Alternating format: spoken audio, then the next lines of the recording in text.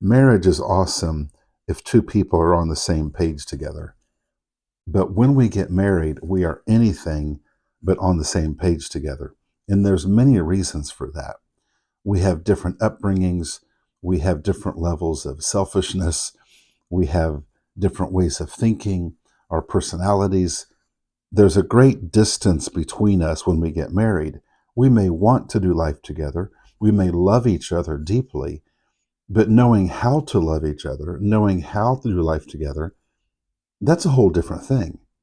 So we don't want this distance. So how does that distance go away? Well, very simple. Problems come up, and the only way for us to overcome the problem is for both of us to change and grow together.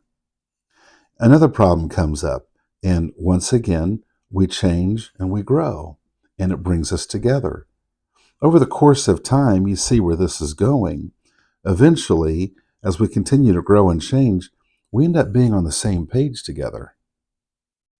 Also, notice in this simple visual that early in marriage, when a problem comes up, it can seem like a massive problem. It can be scary because it's like, wow, I don't know how we can possibly stay together for the long run because this problem is so big. Well, every time you face a problem together, it becomes easier to face those problems together. You've changed as people. You understand each other better.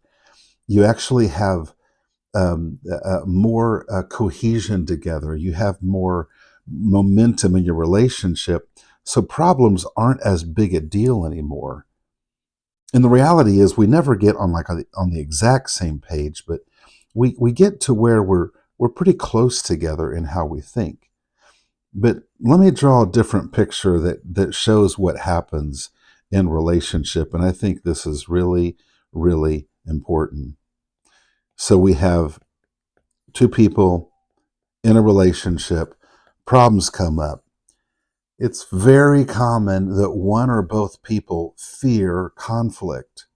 Well, this problem right here is the introduction of conflict.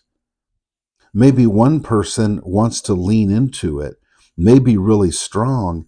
The other person, they are thinking in their head, uh-oh, this is bad. And then here comes the next problem. And maybe this person also, once again, they want to lean into this thing. And this person's thinking, oh, this is wrong. We shouldn't have this conflict. It's bad that we have this conflict. This person over here on the left, their fear of conflict, it might even cause them to just try to please this other person, their spouse. And so every problem, this person over here is moving, and really it's not so much that they're changing, it's that they're getting what they want with all of the problems. And this person is just fading away from the relationship.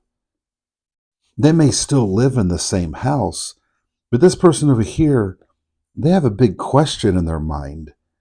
Their question is, why does it just not seem right between me and my spouse? Why do we not seem connected?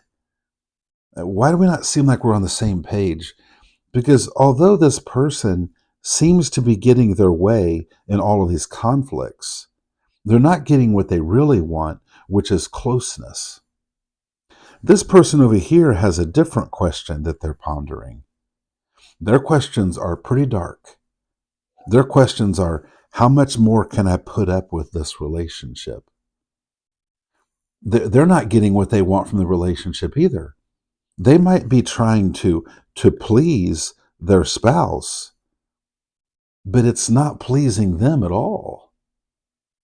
And although they're trying to please their spouse, they really aren't pleasing their spouse. They're really just hurting the relationship by constantly kind of drifting away every time there's a problem.